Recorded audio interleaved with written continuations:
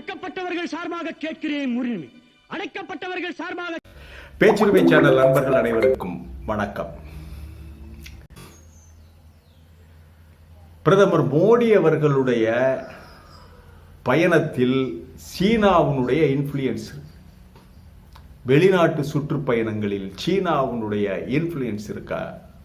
சீனா தன்னுடைய ஆதிக்கத்தை செலுத்துகிறதா? இந்த நாட்டுக்கு தான் மோடி போகணும், இந்த நாட்டை தான் நட்பாக்கி கொள்ள வேண்டும், இந்த நாடுகளோடு தான் உறவு வைத்துக் கொள்ள வேண்டும் என்று சீனா தான் தீர்மானிக்கிறதா என்ற மிகப்பெரிய கேள்வி எழுகிறது. ஏனென்றால் மோடி பதவிக்கு வந்து இன்று வரை ஜப்பானுக்கு போகல, தாய்லாந்துக்கு போகல, Malaysia, Singapore, Philippine, Taiwan, China, Indonesia விடுங்க, குறிப்பிடத்தக்க இந்த நாடுகள் எல்லாமே தென்கொரியா, ஜப்பான், பிலிப்பைன், மலேசியா, சிங்கப்பூர், இந்த வியட்நாம், கம்போடியா, இதெல்லாம் எதற்கு நான் சொல்லுகிறேன் என்றால் இவையெல்லாம் தென்சீன கடலிலே அமைந்திருக்கின்ற நாடுகள். தென்சீன கடலிலே இருக்கின்ற தீவு கூட்டங்களை முழுமையாக உரிமை கொண்டாடுகிறது சீனா. இப்பொழுது மோடி அவர்கள் ஜப்பானுக்கு போனா, ஓஹோ, ஜப்பானோட சேர்ந்து கொண்டதாக சீனா நம்ம மேல நடவடிக்கை எடுத்துருவானோ. ஜப்பானுக்கு போயிட்டாருன்னு வைங்க மோடி, பிலிப்பைனுக்கு போனாருன்னு வைங்க, லாவோஸ், கம்போடியா, மலேசியா, இந்த தென்கொரியா, இவற்றுக்கெல்லாம் சென்றால் சீனா ஒருவேளை உள்ள வந்துருவானோ. ஏண்டா தென்சீன கடல் முழுவதுமே ஏமிட்டுன்னு சொல்லிக்கிட்டு அதில் ஜப்பான் உரிமை கொண்டாடுறேன், பிலிப்பைனோட எனக்கு சண்டை, இந்த இந்தோ சீனா நாடுகளான லாவோஸ், கம்போடியாவோட எனக்கு சண்டை, அவங்களோட போய் நீ கூடி குலாவரியா என்று சீனர்கள் நம்மை திட்டி விடுவார்களோ?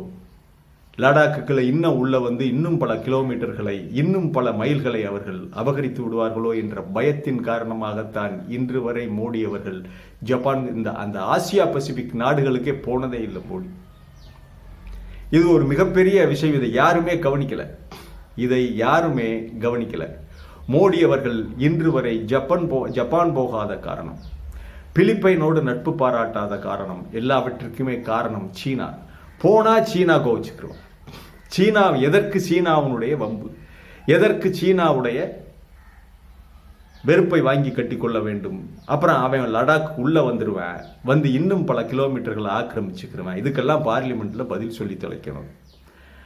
நமக்கு ஆகுனா போட்டு உதைக்கிறதுக்கு பாகிஸ்தான் ஒருத்தன் இருக்கான், அவனை உதைச்சிக்கிட்டு நம்ம ஓட்டு வாங்கிக்கிட்டு இருக்கலாம். சீனாவுடையெல்லாம் நம்மளால முடியாது, அந்த தைரியம் கிடையாது. அதனால் தான் ஜப்பானோடும் ஒரு எதிர்த்தன்மையை, பிலிப்பைன், ஜப்பான் போன்ற அந்த தென்சீன கடல் பகுதி நாடுகள் முழுவதிலுமே மோடி அவர்களை விலக்கி வைத்திருக்கிறார். யாருக்காக? சீனாவுக்காக. அங்கே போனா சீனா கோவிச்சுக்குவேன், ஜப்பானோடு நட்பு பாராட்டினால் சீனா கோவிச்சுக்குவேன், தென்கொரியாவோடு நட்பு பாராட்டினால் சீனா கோவிச்சுக்குவேன், லாவோஸ், கம்போடியா போன்ற நாடுகளோடு நட்பு பாராட்டினால் சீனா கோவிச்சுக்குவேன். ஆனால் சீனா ஒன்றும் மிகப்பெரிய வல்லாண்மை பெற்ற நாடு கிடையாது. அவன் மிகப்பெரிய ஆயுதங்களை அடுக்கி வைத்திருக்கிறான், மிகப்பெரிய அளவிலே ஆயுதங்களை செய்து அடுக்கி வைத்திருக்கிறானே ஒழிய அவனுடைய அனுபவம் என்பது அவ்வளவு பெரிய அனுபவம்லாம் கிடையாது. போர் அனுபவம் 1975ஆம் ஆண்டு இந்த வியட்நாம் போர் முடிந்தவுடன், வியட்நாம் மேல் அமெரிக்கா வெளியாகியவுடன் சீனா வியட்நாம் மேல் பாய்ந்தது. சுட சுட திருப்பி கொடுத்து சீனர்களை ஓட ஓட விரட்டிய நாடுதான் வியட்நாம். இன்றைக்கும் யாரும் சீனாவை பார்த்து அவர்கள் பயப்படவே இல்லை. ஜப்பானெல்லாம் சீனாவை ஒரு கில்லுக்கீரையாக நினைக்கிறேன். நீ எவ்வளவு பெருசு வேணாலும் வச்சுக்க. 2ஆம் உலக போரிலே எவ்வளவு வாங்கி கட்டிக்கிட்டாங்க ஜப்பான்கிட்ட, எவ்வளவு பெரிய நிலத்தை ஆக்கிரமித்தது ஜப்பான். சீனாவால் ஒன்றுமே பண்ண முடியல. ஐரோப்பிய நாடுகள் இல்லை என்றால் இன்றைக்கு சீனா என்ற ஒன்றே இல்லை, ஜப்பான் முழுவதையும் ஆக்கிரமிச்சிருப்பாங்க. அப்படி ஜப்பானிடம் நாயடி பேயடி வாங்கிய சீனா, அந்த சீனாவுக்கு நம்முடைய பாரத பிரதமர் பயந்து கொண்டிருக்கிறார். அவர்கள் தவறாக நினைத்து விடுவார்களோ என்று இந்த நாடுகளோடு நட்பு பாராட்டுவது, இந்த நாடுகளுக்கு பயணம் செல்வது எல்லாவற்றையுமே தவிர்த்து விட்டு சீனாவுக்காக தியாகம் செய்த ஒரு பிரதமராக இருக்கிறார் மோடி என்பதுதான் நம்முடைய கருத்து. அதனால தான் இந்த வெளியுறவு கொள்கை என்பதே நேரு அவர்கள் வகுத்தது. சர்வதேச நாடுகள், உலகில் எத்தனை நாடுகள் இருக்கிறது என்பதை ஃபிங்கர் டிப்ஸில் வச்சிருந்தவர் நேரு. நேருவுக்கு உலகளாவிய அறிவு உண்டு. எந்த நாட்டோடு எப்படி நட்பு பாராட்ட வேண்டும் என்று நேரு என்ற ஞானி, அவன்தான் இந்த நாட்டிற்கு மிகப்பெரிய வெளியுறவு கொள்கையை வகுத்தவன். வெளியுறவு கொள்கை அது இதெல்லாம் மோடிக்கு தெரியாது. மோடி ஒரு பிடித்து வைத்த பிள்ளையார். ஆமா, மோடிக்கு அந்த அளவு பரந்த அறிவு கிடையாது, பரந்துபட்ட அறிவெல்லாம் கிடையாது. டெலிபிராம்டரை வச்சு ஒப்பேத்திக்கிட்டு இருக்கவர் மோடி. RSS ஆட்டுவித்தால் ஆடுகின்ற பொம்மை மோடி. வெளியுறவுத்துறை ஆட்டுவித்தால் ஆடுகின்ற மோடி பொம்மை தான் மோடி.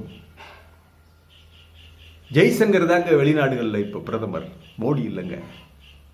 வெளியுறவுத்துறை அமைச்சர் ஜெய்சங்கர் இருக்கிறார்ல, அவர் தான் இந்தியாவினுடைய பிரதமராக அவர் தான் இருக்கிறார்.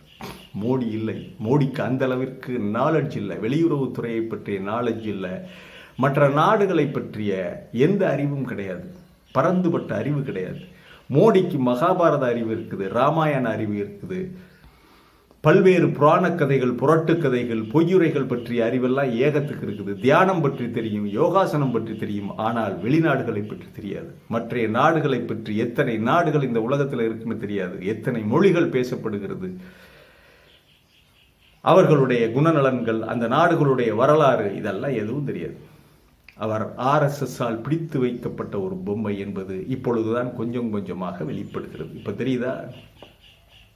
இவர்தான் மோடி, தொடை நடுங்கி மோடி, சீனாவுக்காக தென்சீன கடல் நண்பர்களை பகைத்துக் கொள்ளுகின்ற மோடி, அமெரிக்காவை கண்டு இன்னும் அஞ்சி நடுக்குகின்ற மோடியாகத்தான் நமக்கு தெரிகிறார். எதற்கெல்லாம் அவர் பதில் சொல்ல வேண்டும் பாராளுமன்றத்திலே. ராகுல் காந்தி அவர்கள் இந்த பிரச்சனையை கையிலே எடுத்து நேற்று முன்தினத்தில் இருந்து அவர் பாராளுமன்றத்தில் காங்கிரஸ் கட்சியும் ராகுல் காந்தி மிகப்பெரிய கேள்விக்கணைகளை தொடுத்திருக்கிறார்கள். ஆனால் பாராளுமன்றத்தை வழக்கம் போல் மூடிவிட்டு ஓடிப்போய்விட்டது பாரதிய ஜனதா கட்சி. என்ன நடக்கிறது என்று பார்க்கலாம். மீண்டும் ஒரு காணொலியிலே சந்திக்கிறேன். இது வாய்ஸ் ஆஃப் தமிழ் வழங்கும் பேச்சுரிமை சேனல். சேனலை சப்ஸ்கிரைப் பண்ணுங்க, மறக்காம பெல் பட்டனை அழுத்துங்கள், கமெண்ட் செய்யுங்கள், ஷேர் செய்யுங்கள், பிடித்திருந்தால் லைக் செய்யுங்கள். நன்றி, வணக்கம்.